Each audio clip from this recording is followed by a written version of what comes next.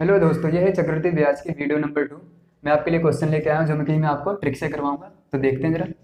10% वार्षिक चक्रवृद्धि ब्याज की दर पर 2,000 रुपये कितने वर्ष में 2,420 हो जाएगा। तो देखो आपने क्या करना है कि भाई शुरू में कितना अमाउंट था, 2,000 था। बाद में कितना हो गया, 2,420 हो गया। ठीक है। तो इसमें क्या करना है, जो कट जाए आप काट दो। जीरो से तो एक जीरो काट दिया। ठीक है, अभी भी कट रहा है, दो के पहाड़े से कट जाएगा। मैं बोलूँगा भाई दो एकम दो, दो जीरो के दो जीरो, दो एकम दो, दो दूनी चार और दो एकम दो। अब आप यहाँ पे देखो तो क्या लगता है कि भाई 10 का स्क्वायर लग रहा है। ठीक है, और ये किसका स्क्वायर लग रहा है, 11 का स्क्वायर। ठीक है, तो आपका या तो स्क्वायर ही बन रहा होगा या क्यूब बन रहा होगा, इसी टाइप से क्वेश्चन बनते हैं। तो जो आपकी पावर आ गई यही क्या हो गया, आपका वर्ष हो गया। ठीक है, तो आपसे पूछा कितने वर्षों में हो जाएगा, तो 2 वर्ष में। अब देखो एक चीज़ और ध्यान देना कि यहाँ तक तो बिल्कुल ठीक है कि 2 वर्ष में, पर कभी कभी ना ऐसा होता है कि आपको अर्धवार्षिक दे देता है। अब अर्धवार्षिक दे दिया तो आपका 2 वर्ष नहीं होता, क्योंकि यहाँ पर क्या होता है, इस चीज़ को आप कुछ ऐसे पढ़ो कि जो दो लिखा है ना, वर्ष की जगह आप पढ़ो भाई 2 बार ब्याज मिलता है। क्या मिलता है, 2 बार ब्याज मिलता है। अब देखो यहाँ पर ब्याज कितने टाइम पे दिया जाता है, वार्षिक, यानी हर साल पर दिया जाता है। 2 बार ब्याज दिया गया तो 1 साल पे ब्याज दिया जाता है, और 2 साल 2 बार दिया गया तो यानी 2 साल लगे होंगे, तो ये आपका क्या हो गया, 2 वर्ष हो गया। पर यही अगर आप बोलते हैं कि भाई छमाही दिया जाता है कि ब्याज छमाही है, अगर ब्याज छमाही है, ठीक है, तो 2 बार ब्याज मिलेगा, तो 6 6 महीने करके 2 बार का कितना होगा, 1 साल होगा। तो 2 बार का मतलब 2 साल नहीं होगा, वहां पर क्या बनेगा, 6 6 महीने करके। भाई ब्याज कितनी बार, 2 बार। ठीक है, 2 बार तो 6 6 महीने के हिसाब से कि भाई 6 महीने पे एक बार, 6 महीने पर एक बार, तो कितनी बार, 2 बार हुआ। पर क्या था, 6 महीने था। अब 6 महीने था तो यानी कि 6 महीने प्लस 6 महीने कितना हो गया, 1 वर्ष हो गया। तो अगर 2 बार को हो गया, अगर यहाँ पे अर्धवार्षिक दे रखा हो तो 2 बार का मतलब कितना होगा, 6 6 महीने के हिसाब से 1 साल बनेगा। पर अगर वार्षिक दे रखा है, वार्षिक दे रखा है तो 2 बार का मतलब 2 साल बनेगा। ठीक है। तो अगला क्वेश्चन देखते हैं दोस्तों। चक्रवृद्धि ब्याज की किस दर पर 800 रुपये का मूलधन 2 वर्ष में 882 रुपये हो जाएगा। ठीक है, इसके अंदर भी आपने क्या करना है, ऐसे लिखना है 800 रुपये और यहाँ पर 882। जिस पहाड़े से कट जाए काट दो। दो से काटता हूँ, दो चौक आठ, दो जीरो के दो जीरो, दो चौक आठ, दो चौक आठ, दो एकम दो। अब आप ध्यान दोगे तो ये 20 का स्क्वायर होता है। ठीक है, और ये कितने का स्क्वायर होता है, आपका 21 का स्क्वायर होता है। अब आपको क्या बताना है, इस बार दर बताना है, पिछली बार टाइम बताना था। अगर टाइम पूछता तो आप सीधे बोल देते भाई जो पावर बन गए भाई वर्ष हो गया। ठीक है, वही टाइम हो गया तो 2 वर्ष। पर आपसे क्या पूछा है, दर पूछा है, तो इसमें एक स्टेप थोड़ा सा बढ़ जाता है। आप बोलते भाई 20 रुपये थे, कितने हो गए, 21 रुपये हो गए। 20 थे, बाद में 21 हो गए, यानी 1 रुपये का क्या मिल गया, ब्याज मिल गया। अब 1 रुपये का ब्याज मिल गया, तो 1 रुपये का ब्याज किसके ऊपर मिला होगा, जाहिर सी बात है शुरू वाले अमाउंट पे, कि 20 रुपये थे, एक का ब्याज मिला तभी तो 21 हुआ। ठीक है, तो आपको क्या बताना है कि भाई ये ब्याज की दर बतानी है। तो ये 1 रुपये का ब्याज किस पे मिला, 20 पे। तो आप चेक करोगे भाई एक, ठीक है, कि एक 20 का कितना परसेंट है। जब भी आप परसेंटेज चेक करते हो तो कुछ आप इसको ऐसे लिखते हो कि भाई जिसके बारे में बताना है वो ऊपर, तो आपको किसके बारे में बताना है, एक के बारे में बताना है कि यही कितना परसेंट होगा। तो जिसके बारे में बताना है वो ऊपर, जिससे कंपेयर करना है वो नीचे। तो ये 1 रुपये किस पर मिला, 20 के ऊपर मिला होगा, तो जिससे कंपेयर करना है वो नीचे, और परसेंटेज के लिए 100। जब भी आप परसेंटेज निकालते हो, ठीक है, तो आपने हमेशा ऐसे ही करना होता है कि जिसके बारे में बताना है ऊपर, जिससे कंपेयर करना नीचे, परसेंटेज के लिए 100। अब देखो 20 एकम 20, 20 पंजे 100, 5 एकम 5, तो आपका क्या आ गया, 5% दर आ गई। ठीक है, तो बिल्कुल देखो सिंपल सा है, आपको चक्रवृद्धि ब्याज का कोई भी फॉर्मूला नहीं लगाना पड़ा। ठीक है, और आपने आसानी से कर दिया। अभी आगे भी देखते हैं ऐसे ही क्वेश्चन कि इस क्वेश्चन को कैसे कैसे कह देते हैं और किस किस टाइप में आते हैं। चलो दोस्तों अगला क्वेश्चन देखते हैं। कितने समय में 10% वार्षिक दर से 1,000 रुपये 1,000 रुपये का चक्रवृद्धि मिश्रधन 1,331 रुपये हो जाएगा। देखो क्वेश्चन बिल्कुल वैसा ही है जितना जैसा पीछे क्वेश्चन करा था। ठीक है, पीछे के दोनों क्वेश्चन करें तो इसको भी देखो वैसे करेंगे। अब आप इन्हें देखो तो क्या दिख रहा है, ये 10 का क्यूब दिख रहा है और ये 11 का क्यूब दिख रहा है। ठीक है, तो देखो ये वर्ग हो गया और घन हो गया, ये तो आपको याद होने चाहिए। ठीक है, तो अब देखो आपसे पूछा कितने समय में, और यहाँ पे देखो बस आपने क्या देखना था भाई, जो ब्याज की दर है कैसी है, वार्षिक, यानी हर साल ब्याज मिलता है। यहाँ 3 बार ब्याज मिल रहा है तो 3 बार मिल रहा होगा, तो हर साल पे मिल रहा होगा, यानी 3 वर्ष। यही आपका आंसर हो गया। क्वेश्चन बस इतना सा देखते ही आपका खत्म। आप सीधे देखते हैं भाई 10 का क्यों दिख रहा है, 11 का क्यों दिख रहा है, क्वेश्चन पढ़ते पढ़ते क्यों दिख रहा है, क्यों मतलब 3। ठीक है, तो 3 मतलब 3 वर्ष, क्वेश्चन खत्म। क्वेश्चन पढ़ते पढ़ते ही सोल्व हो जाता है, आपको ये भी नहीं करना पड़ता। ठीक है, अगला क्वेश्चन देखते हैं। कोई धन राशि 4 वर्षों में 8 गुना तथा 7 सालों में 27 गुना हो जाती है, तो चक्रवृद्धि ब्याज की दर ज्ञात करो। अब देखो ये क्वेश्चन है जो पढ़ने में तो पिछले वाले से अलग लग रहा है, पर ये भी क्या है, पिछले वाले तरीके से ही हो जाएगा। देखो यहाँ पे जैसे 4 वर्ष ले रखा है, यहाँ पे कितना दे रखा है 7 साल। तो 4 साल और 7 साल, तो दोनों का डिफरेंस अगर देखो तो कितना हो रहा है 3 साल। तो यहाँ पर आपको क्यूब बन रहा होगा। अगर यहाँ वर्षों का अंतर 2 साल होता तो आपका स्क्वायर बन रहा होता। देखो जरा 4 सालों में कितनी हो जाती है 8 गुना, और बाद में कितनी हो जाती है 7 सालों में 27 गुना। तो जैसे पिछले आप लिख रहे थे पिछले क्वेश्चन में कि 1000 था और 1331 हो जाता था, तो यहाँ पर कितना था 8 था और बाद में कितना हो गया 27 हो गया। तो बिल्कुल वैसे ही रखना है कि भाई शुरू में कितना था और बाद में कितना हो गया। हर बार आपके यही कंडीशन है कि शुरू में कितना था और बाद में कितना हो गया। अब देखो यहाँ पे वर्षों का अंतर देखो, 4 से कितना 7 साल, दोनों का डिफरेंस देखोगे तो 3 साल है। 3 साल आ गया तो आपको जरूर यहाँ पर क्यूब बनेगा। अगर 2 साल का अंतर होता तो स्क्वायर बन रहा होता। तो देखो ये किसका होता है 2 का क्यूब होता है, ठीक है, तो 2 का घन होता है। और ये किसका होता है 3 का घन होता है या क्यूब होता है, ठीक है। अब आपसे पूछा है कोई धनराशि 4 वर्षों में 8 गुना तथा 7 सालों में 27 गुना हो जाती है, तो चक्रवृद्धि ब्याज की दर ज्ञात करो।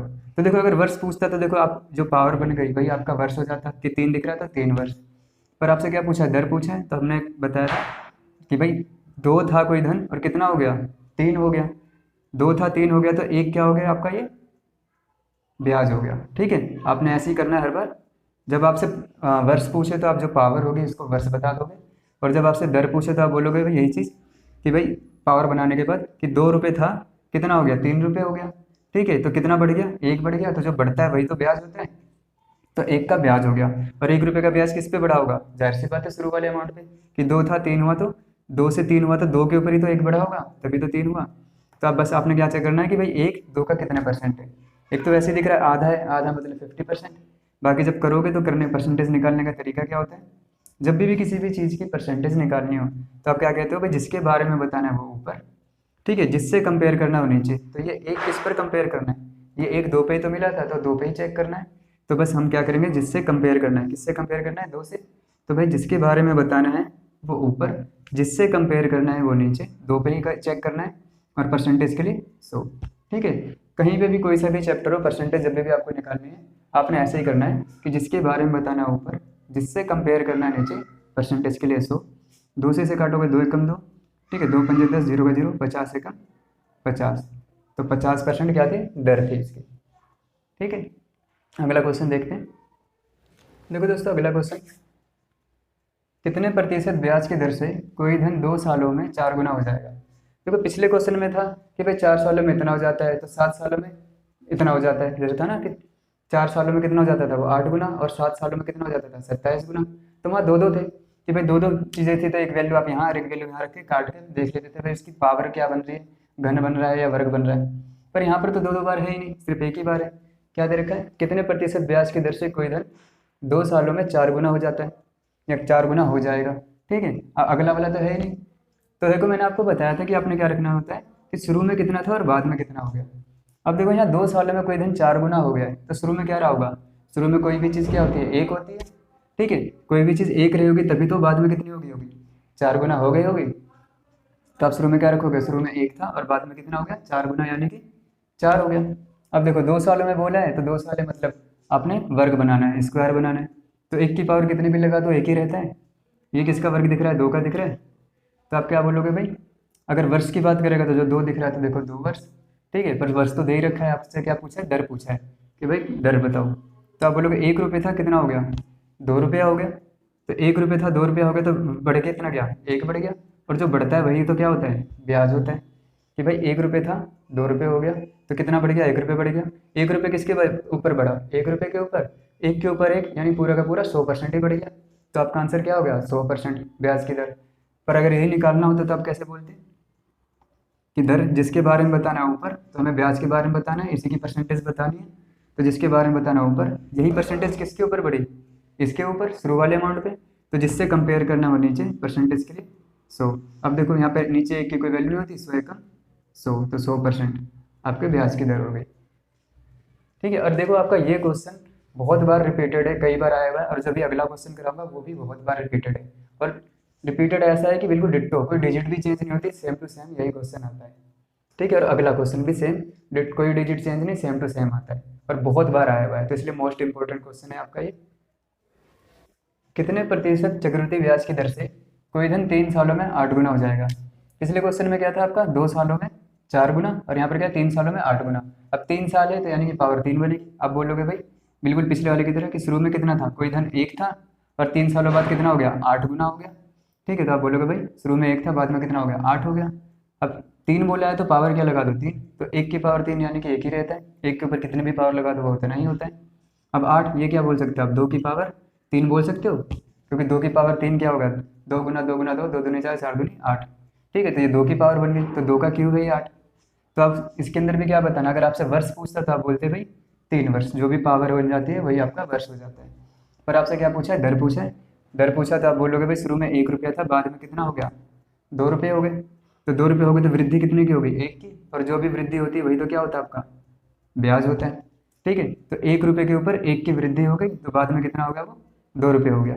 तो आप ब्याज की दर बताओ, तो 1 रुपये चेक करने हैं आपको किस पे, 1 रुपये के ऊपर, तो सीधे आप देखते हो कि सीधे सीधे 100% बढ़ गया, बिल्कुल पिछले क्वेश्चन की तरह। तो वो अगर कर रखा है तो आपको वैसे ही याद हो जाता है, बाकी 1 के ऊपर 1 सीधे दिखता है कि 100%। और बाकी जब करोगे तो बिल्कुल वही चीज़ है, जबकि करने की ज़रूरत नहीं है। जिसके बारे में बताना है वो ऊपर, जिससे कंपेयर करना है नीचे। ठीक है, तो भाई नीचे क्या रखोगे, जिससे कंपेयर करना है, तो ये 1 रुपये किसके ऊपर बढ़े, इस 1 के ऊपर ही तो बढ़े जो शुरू में था, इसके ऊपर ही बढ़े, तभी तो 1 का ब्याज मिला तो 2 हुआ। तो जिससे कंपेयर करना है वो नीचे, और परसेंटेज के लिए आप 100 लगाते हो। तो नीचे 1 की कोई वैल्यू नहीं थी, 100 का 100, तो 100% आपका दर हो गया। अब एक चीज़ ध्यान देना दोस्तों, कितने प्रतिशत चक्रवृद्धि ब्याज की दर से कोई धन 3 सालों में 8 गुना हो जाता है। तो ना क्वेश्चन में ना आपका चक्रवृद्धि ब्याज ये वर्ड जरूर होना चाहिए। अभी पिछले क्वेश्चन में मैंने चक्रवृद्धि ब्याज लिखना भूल गया था, ठीक है, तो उस पर आप चक्रवृद्धि ब्याज लिख लेना। पर बाकी देखो, चक्रवृद्धि ब्याज होना जरूरी है, तभी आप ये ट्रिक लगाते हो। अगर चक्रवृद्धि ब्याज वर्ड नहीं मिलता है तो आपने क्या करना है, उस क्वेश्चन को साधारण ब्याज का मान के करना है और साधारण ब्याज की तरह ट्रीट करना है। जब ना आपको लिखा हो कि ये क्वेश्चन साधारण ब्याज का है या चक्रवृद्धि ब्याज का है, जब दोनों में से कोई भी चीज़ ना लिखी हो तो आप साधारण ब्याज का क्वेश्चन मान के चलते हो आप। ठीक है, जब ये पेपर में है। पर जब आपका लिखा हो चक्रवृद्धि ब्याज तो आप चक्रवृद्धि ब्याज मानोगे, ना लिखा हो तो साधारण ब्याज मानोगे। तो पिछले वाले क्वेश्चन में वहाँ चक्रवृद्धि ब्याज लिख लेना। ठीक है, बाकी हम चक्रवृद्धि ब्याज का ही चैप्टर कर रहे हैं, तो बाकी तो अंडरस्टूड था, पर फिर भी गलती तो गलती है, तो वही चीज़ सुधार लेते हैं। पिछले क्वेश्चन में भी जो इससे पिछला था उसमें भी आप चक्रवृद्धि ब्याज लिख लेना। ठीक है, तो ये एक आपका टाइप था जो आपके ट्रिक से हो जाते हैं। और देखो कितना कम टाइम लगता है, क्वेश्चन देखते ही जाते हैं, और ये क्वेश्चन भी आपका बहुत बार रिपीटेड है। ठीक है, डिट्टो क्वेश्चन कई बार आया हुआ है।